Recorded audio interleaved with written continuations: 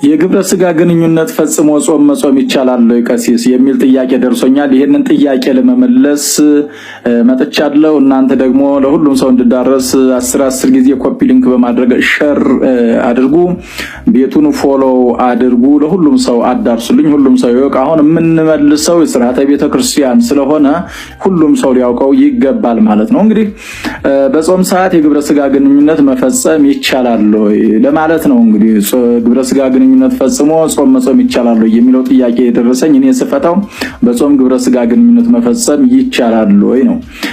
በጾም ሰዓት የግብረ ስጋ ግንኙነት የማይፈጸምበት ምክንያት አለ። ምን አይነት ምክንያት ነው ከተባለ ጾም ነው። በጾም ሰዓት ተርላ ነፍስ ነው የሚደረገው እንጂ ተርላ ስጋ አይደረግም፣ ወይም የነፍስ ደስታ ነው እንጂ የስጋ ደስታ አይደረግምና የግብረ ስጋ ግንኙነት አይፈጸምም ነው አስተምረው። እነዚህም ደግሞ የሚከለከልበት የግብረ ስጋ ግንኙነት የሚከለከልባቸው ጾሞች ማንና ማን ናቸው ከተባለ ሕማማት አብይ ጾምና ዓርብና ረቡዕ ናቸው። በተለይ በጥብቅ የተከለከለው 5ቱ ሕማማት ነው ማለት ነው። ፍትሐ ነገሥት አንቀጽ 15ን በሙሉ ማንበብ ትችላላችሁ ገብታችሁ። ፍትሐ ነገሥት አንቀጽ 15 የተከለከለው ሕማማትን ነው፣ በማስጠንቀቂያ የተከለከለው ሕማማት ነው። ከዛ ውጭ ግን የስጋ ድካም ካለ ወጣ ገባ ማለት ካለ ይሄንን ነገር ከነፍስ አባታችን ጋር በመመካከር እንደ አቅማችን ነው መጾም ያለብን እንጂ የግድ እንደው እንዳባገሌ ብለን ሰባቱንም አጽዋማት ከሚስቶቻችን ጋር ከተለየን፣ ሰባቱንም አጽዋማት ከባሎቻችሁ ጋር ከተለያችሁ አንዱ አካል አልችልም ካለ ሊፍረከረክ ስለሚችል ይሄንን ጥንቃቄ ማድረግ ያስፈልጋል ማለት ነው። በአንደኛ ቆሮንቶስ ምዕራፍ 7 ከቁጥር 1 ጀምረን ስለ ጋብቻ የተዘረዘረ ነገር አለ። ተስማምታችሁ ለጸሎት ካልሆነ በቀር እርስ በርሳችሁ አትከላከሉ፣ ራሳችሁን ስላለመግዛት ሰይጣን እንዳይፈትናችሁ ይላል። ይህ ማለት ምን ማለት ነው? እኔ ጾመኛ ነኝ ብለህ አንተ ብትከለክላት ሚስትህ ከሌላ ወንድ ጋራ ልትባልግ ትችላለች። እኔ ጾመኛ ነኝ ብለሽ አንቺ ባልሽን ብትከለክዩ ባልሽ ከሌላ ወንድ ሴት ጋራ ሊባልግ ይችላል። ያ ማለት ደግሞ ምንድነው? ባልሽን በሌላ አነጋገር ዝሙተኛ አድርገሽዋል፣ ሚስትህን በሌላ አነጋገር ዝሙተኛ አድርገሃታል ማለት ነው። በስርዓተ ጋብቻ የባልና የሚስት ግንኙነት ኃጢአት አይደለም። ለክብረ ጾም ተብሎ ጾሙን ለማክበር ጾሙን ደግሞ በአግባቡ ለመጾም ተብሎ ነው እንጂ ባልና ሚስት የሚከላከሉት። በፍትሐ ነገሥቱም ላይ ሲቀመጥ የሚገርማችሁ ነገር ምንድነው የተባለው?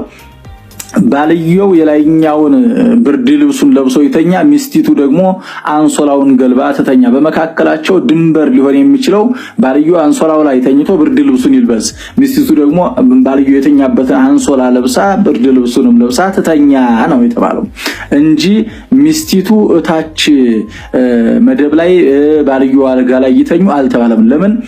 ባልየው ከሰራተኛይቱ ጋራ፣ ሚስቲቱ ደግሞ ከዘበኛው ጋራ የሐሳብ ኃጢአት እንዳይመታቸው፣ እልፍ ሲልም ደግሞ የገቢር ኃጢአት ሊያገኛቸው እንዳይችል፣ እልፍ ሲልም ደግሞ ከሌላ ወንድና ከሌላ ሴት ጋራ እንዳይሴስኑና እንዳይባልጉ በምንጣፍ እንኳን ከአንድ ምንጣፍ አይውረዱ ነው የተባለው። እዛው ላይ ይሁኑ። ለምን? ባልና ሚስት መከላከል ስለሌለባቸው። ባልና ሚስት ወንድዩ አልችልም ካለ ወይም ሚስቲቱ አልችልም ካለች ከጾሙም ከጸሎቱም ከሁሉም ነገር ጋብቻው ስለሚበልጥ ጋብቻውን መጀመሪያ መሸፈን ያስፈልጋል ማለት ነው።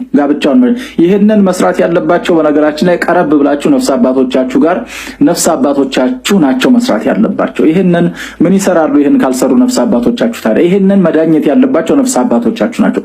ስለዚህ ይሄንን አቅም የሌለው ሰው የማይችል ሰው ካለ ጋብቻው የተመሰረተው የመጀመሪያው ነገር ዝሙትን ለመከላከል ስለሆነ ሚስቱ ከከለከለችው ከሌላ ሴት ጋር ሄዶ ከ3 ከ4 ሴቶች ጋር ዝሙት ሊሰራ ስለሚችል ዝሙት ከሚሰራ ደግሞ በሕግ ከተፈቀደችለት ከሚስቱ ጋር ፈጽሞ መጾም ይችላል ነው።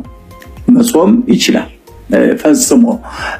ቢሆን ግን እንደ ታላላቆቹና እንደ ጠንካሮቹ ክርስቲያኖች በጾም ሰዓት ይሄንን የግብረ ስጋ ግንኙነት ትተን ብንጾም ይመረጣል ማለት ነው።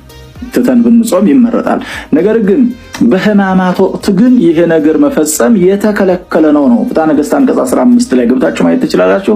የተከለከለ ነው። በፍትሐ ነገሥቱ አንቀጽ 15 የተከለከሉት እነዚህ አብይ ጾም፣ ረቡዕና ዓርብና ይሄ ሕማማት ነው። ሕማማትን ግን በጣም አጥብቆታል። እነዛኞቹን ላላስ ያደርጋቸው ሕማማትን በደንብ አጥብቆታል ማለት ነው። እና እዚህ ላይ ጥንቃቄ ማድረግ ያስፈልጋል።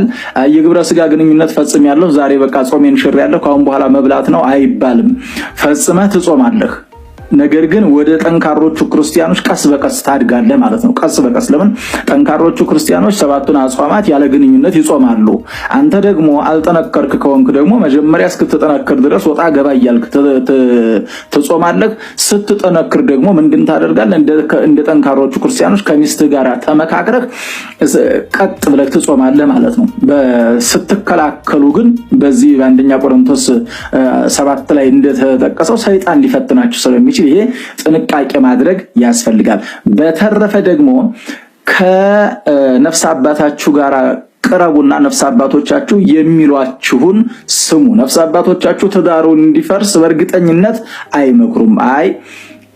እንዲህ ብታረጉት እንዳብታረጉት ብለው መፍትሄ ይሰጣሉና ስለዚህ ጾሙን በንጹህ መጾም ቢቻል ጥሩ ነው።